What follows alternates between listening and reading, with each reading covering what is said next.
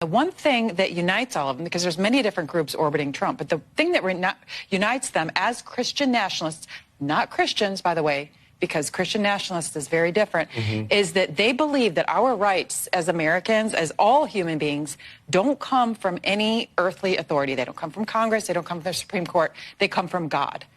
And may I say, everybody, it is exceptionally dangerous when we forget the principle that our rights come from God and not from a government.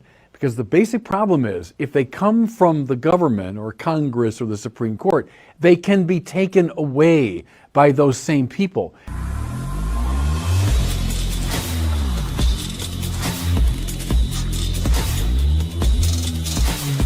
This video is brought to you by Pure Talk, brought to you by Pure Talk. You want a killer Black Friday deal? I got one for you. Free Moto G 5G phone from Pure Talk. No gimmicks.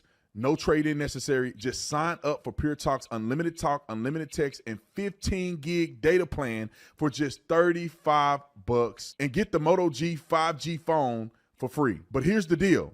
You need to move fast because these phones will be gone by the end of the month. So if your current phone is on life support, upgrade for free with Pure Talk. Enjoy 2-day battery life, an exceptional quad pixel camera, and a whole lot more. Just dial pound 250 and say keyword Brandon Tatum to speak with Pure Talk's U.S. customer service team.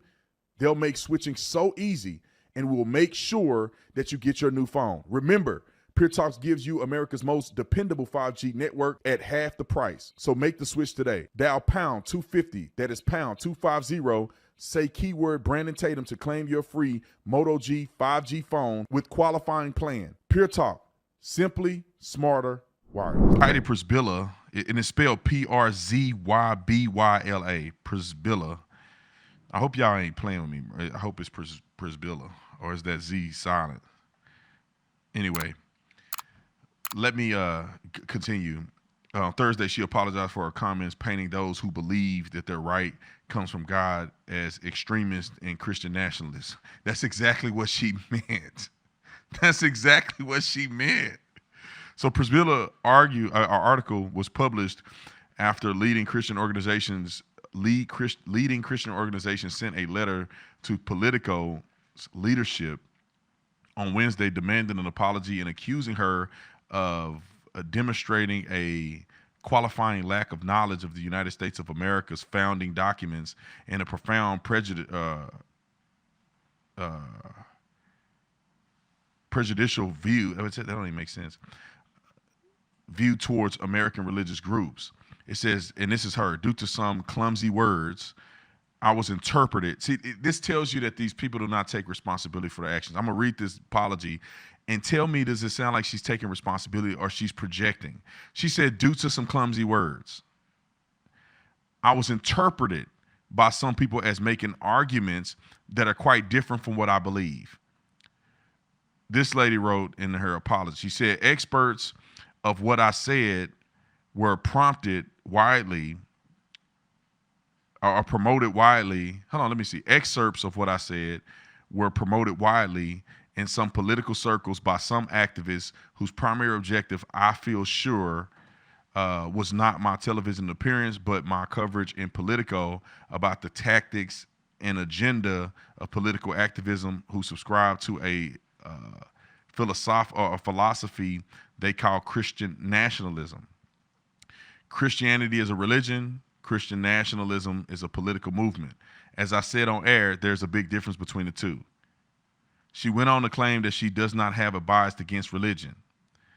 Those who complain must recognize that in a pluralistic society, people on the other side of policy debates have religious or ideological convictions every bit as sincere as the other. That's what she wrote. Neither side should try to assert that they have a unique insight to represent God's will or that the other side is in opposition to the will. Quit being stupid.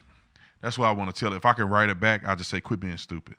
First of all, she did equate Christianity and Christian nationalism together. She did make mention that people are believing that God gave them rights, and that trumps the rights of or at least trumps the authority of the government. And may I say, everybody, it is exceptionally dangerous when we forget the principle that our rights come from God and not from a government. Because the basic problem is, if they come from the government or Congress or the Supreme Court, they can be taken away by those same people. This is opening the door to totalitarianism. This is not some kind of religious nationalism or sectarianism. It's one of the sanest principles of our democratic governance, that our rights come from God. Yes, government exists to secure these rights, the Declaration says, not to produce them.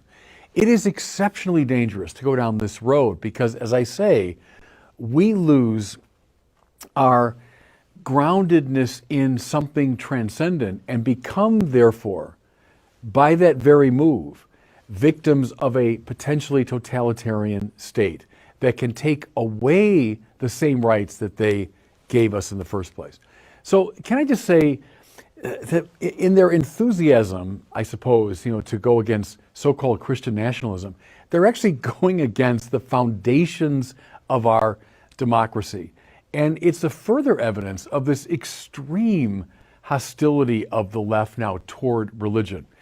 No, precisely as an American, I want to hold that my rights come not from something as vacillating and unreliable as Congress or the Supreme Court.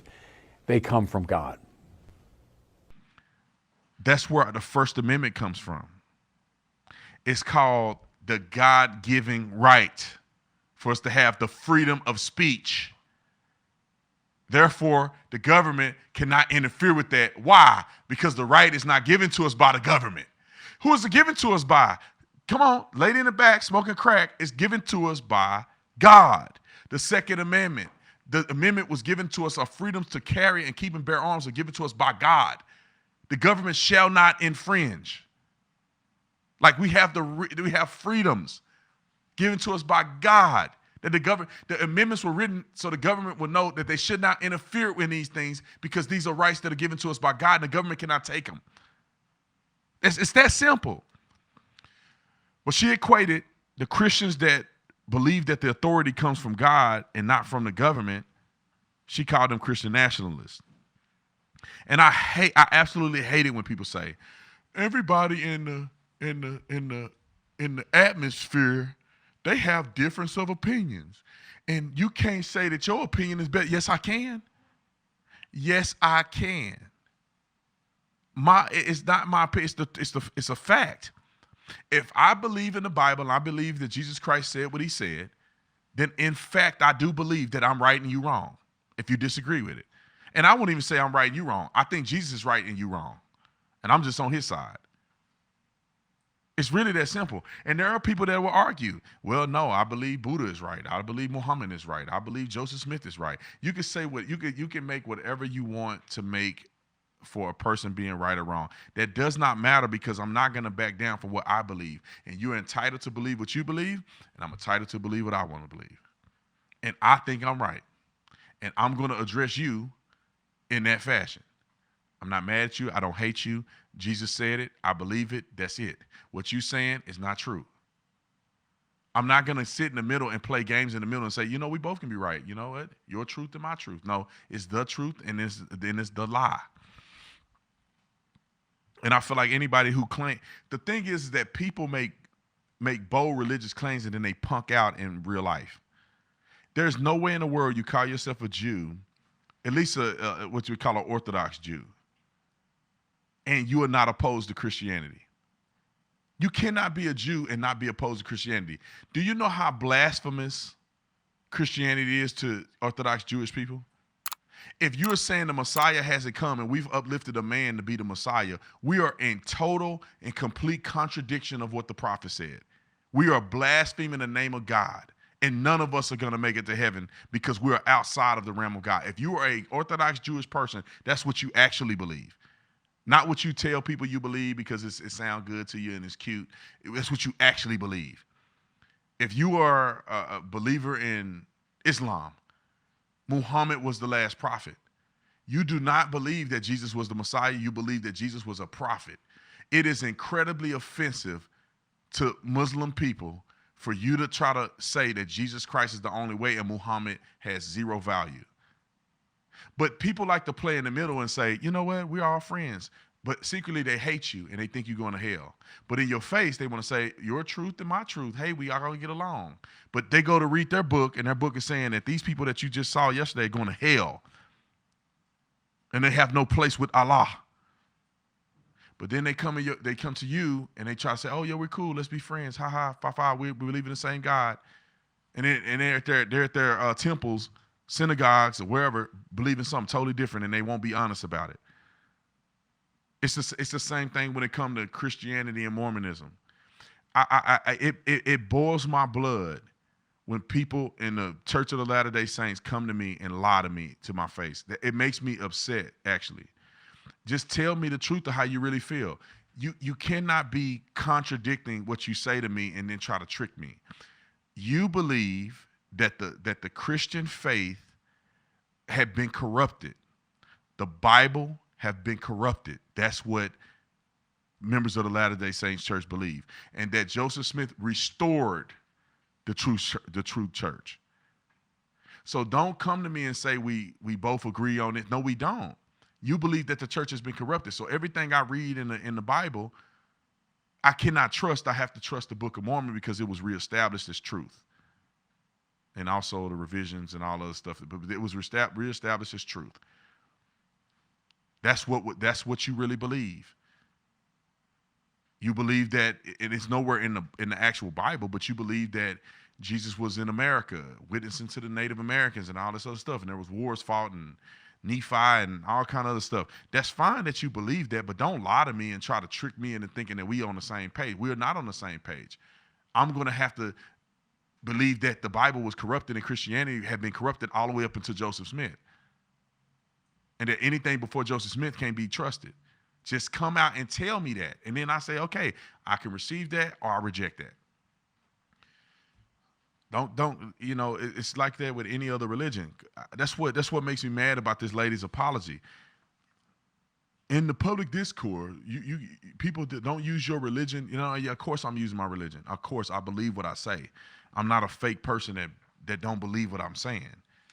Either I believe in Jesus Christ or I don't believe in Jesus Christ. So if I believe in Jesus Christ, I don't need to be mean to you. I don't need to be mean to you unless you need me to.